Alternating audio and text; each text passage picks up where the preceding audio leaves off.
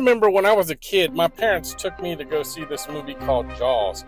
Now, I'm not going to pretend I didn't know what it was, because let's face it, the marketing strategy of this movie was unparalleled. Nothing had ever been done like this before. I was 5 years old, and I was very aware of what this movie was and what it was about, and I couldn't wait to go see it. And in my opinion, and a lot of people's opinion, this is the first big summer blockbuster that was released in 1975, and it redefined box office success, not just for a year, but for so many decades to come. And Jaws was strategically released during the summer, a time when families and audiences typically sought out entertainment, and a time where my family would frequent the beach. And I'm going to tell you, this movie, there was something about it, because when you saw this movie, or hell, you didn't even have to see this movie, it scared an entire generation. I remember people would not get into the water. Hell, I remember people were afraid to get into the pool in fear of being eaten by a shark, as silly as that sounds. But that's just the effect that this movie had on people.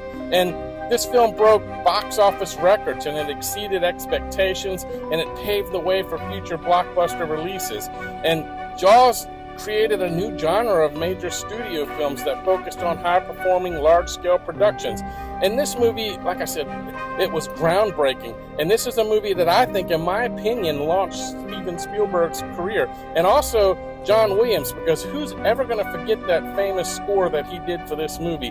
Whenever you heard that music that would come during, when Jaws was about to claim his next victim, it was so iconic. You're never going to forget that music, that sound of it.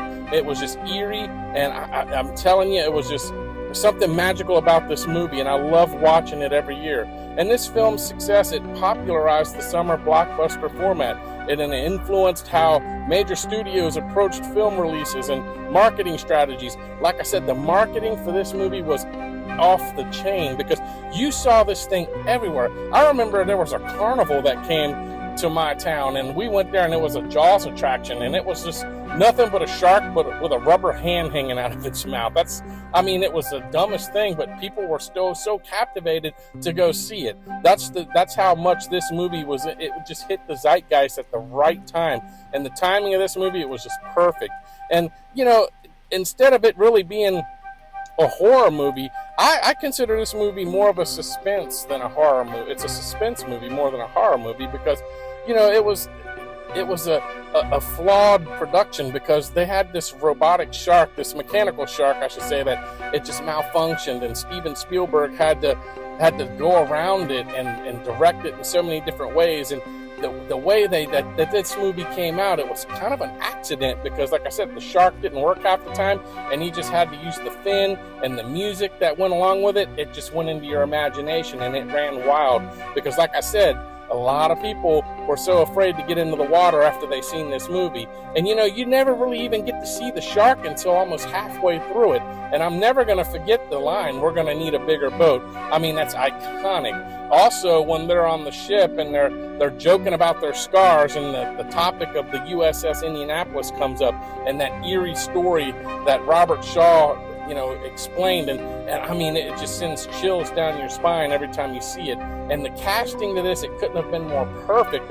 Robert Shaw as Quint, and Richard Dreyfuss, he steals the movie, in my opinion. And Roy Scheider, it was just the perfect trio. And they played off of each other, and it worked. And I don't know, there was just something about this movie, and it was basically just a movie that was based off of a novel, and it was written by Peter Benchley, and who knew how big this was going to become, because this story, it was so simple, and it was just about a great white shark that terrorizes a beach town resort. And it was just something that was awesome. And this movie spun off a lot of different sequels, and I'm not going to really get into that. The second one was okay, but everything after that, let's be real, it was just a money grab. But I'm gonna be honest, the first installment of this franchise, it was special, and to me, it launched off, it launched Steven Spielberg, it launched John Williams, and it just launched the summer blockbuster. I don't know. Let me know what you think of Jaws if you've ever seen it. If you haven't seen it, I suggest you watch it this summer, because it is just a classic. I don't know. Let me know what you think. Like, share, and subscribe to this channel if you like this kind of content. Also, leave me a comment. I do enjoy reading them. I'll see you on the next video. Bye. Bye for now.